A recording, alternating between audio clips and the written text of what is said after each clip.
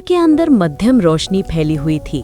अलाव की लौ कभी तेज होती, कभी धीरे से झिलमिलाने लगती। ज़ारा ने अपने हाथ आग के करीब किए ताकि थोड़ी गर्मी मिल सके। हवा में धुआं और किसी अजीब जड़ी बूटी की खुशबू मिली हुई थी। बूढ़ी औरत मिट्टी के बर्तन में कुछ घोल रही थी। मध्यम सरगोशियों की आवाज़ आ रही थी, जैसे वो किसी अजीब ज़बान में कुछ पढ़ रही हो। ज़ारा की आंखें हैरत से खुली की खुली रह गईं। उसने आहिस्ता से खुद से कहा, ये क्या बना रही हैं? इसी लम्हे बूढ़ी औरत की बेटी उसके करीब आकर बोली, आप यहाँ क्यों आई हैं? ज़ारा चौंक कर उसकी तरफ मुड़ी। मैं जंगल में फल तलाश कर रही थी। तुम्हारी माँ ने मुझे बुलाया, कहा कि वो मुझे खाना देगी। छोटी लड़की ने अपने होंठ काटते हुए सर झुका लिया। उसकी आवाज़ मध्यम मगर कांप रही थी। काश तुम यहाँ ना आती। तुम नहीं जानती, मेरी माँ कोई आम औरत नहीं। ज़ारा ने घबरा कर पूछा, क्या मतलब? लड़की ने खौफज़दा नज़रों से दरवाजे की तरफ देखा, फिर धीरे से कहा, वो एक चुड़ैल है। हमारे पास इस घर में बहुत ज़्यादा खाना नहीं है और हम तो खाना नहीं खाते। हम चुड़ैल हैं, हम तो इंसानों को खाते हैं, यही हमारी खुराक है। ज़ारा का रंग उड़ गया। चुड़ैल?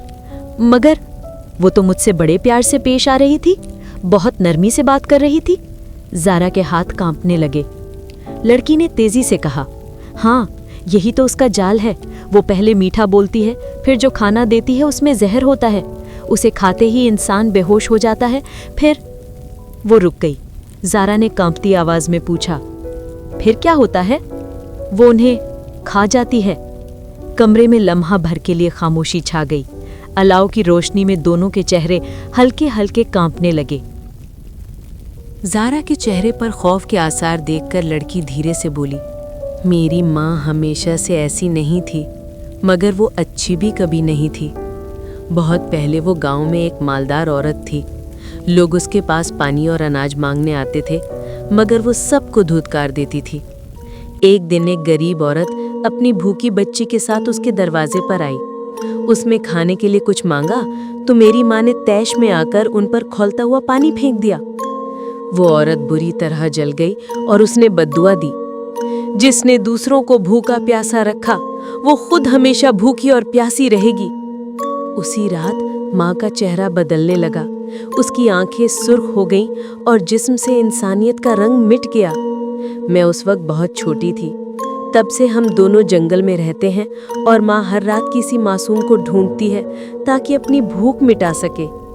बुढ़िया की बेटी आहिस्ता से बोली, लेकिन तुम डरो मत, मैं तुम्हें नुकसान नहीं पहुंचाऊंगी। ज़ारा ने खौफज़दा आवाज़ में पूछा, लेकिन मैं क्या करूं? मैं कहाँ जाऊं?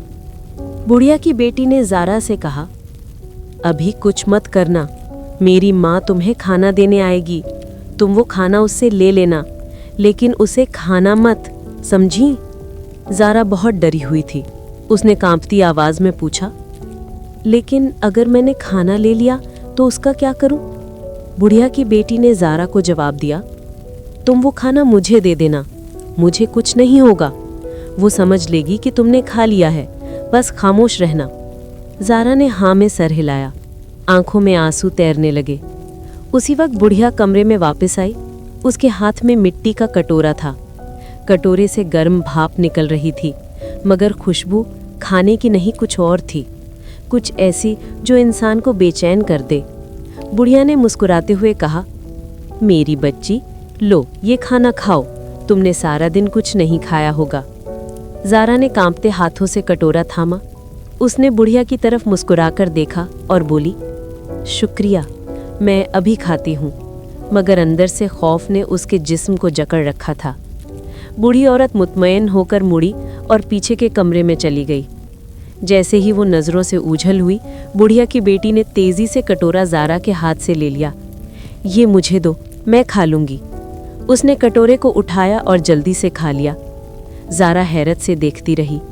उसने लड़की से पूछा, तुमने ये क्यों खाया?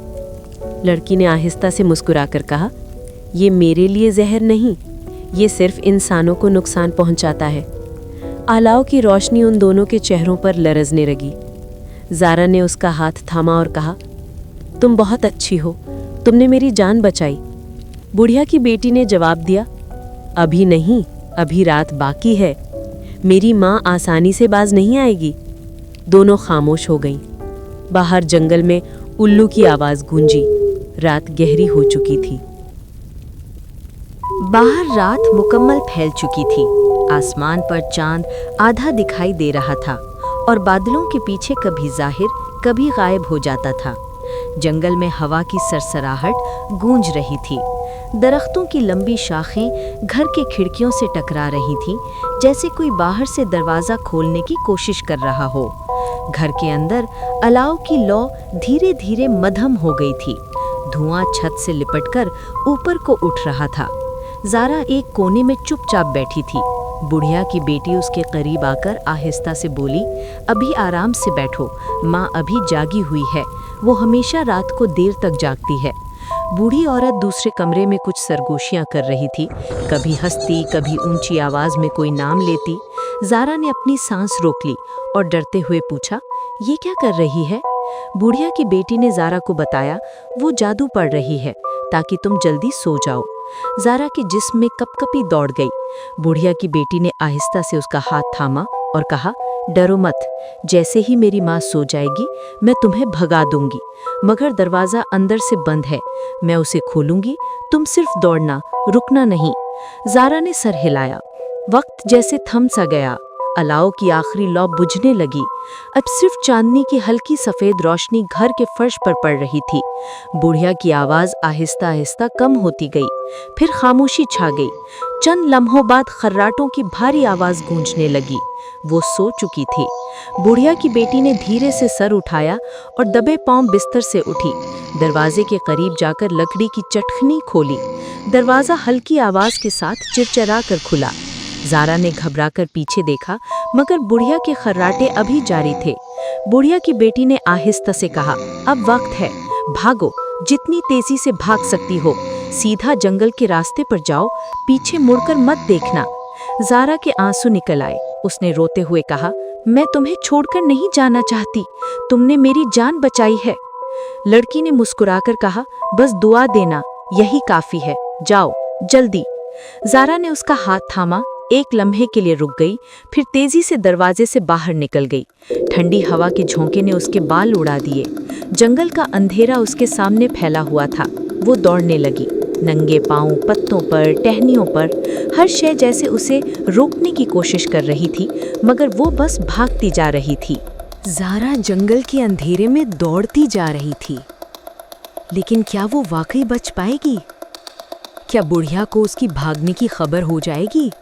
और बुढ़िया की बेटी का क्या बनेगा? जानिए कहानी के अगले हिस्से में। मज़ीद वीडियोस देखने के लिए हमारे चैनल को सब्सक्राइब करें।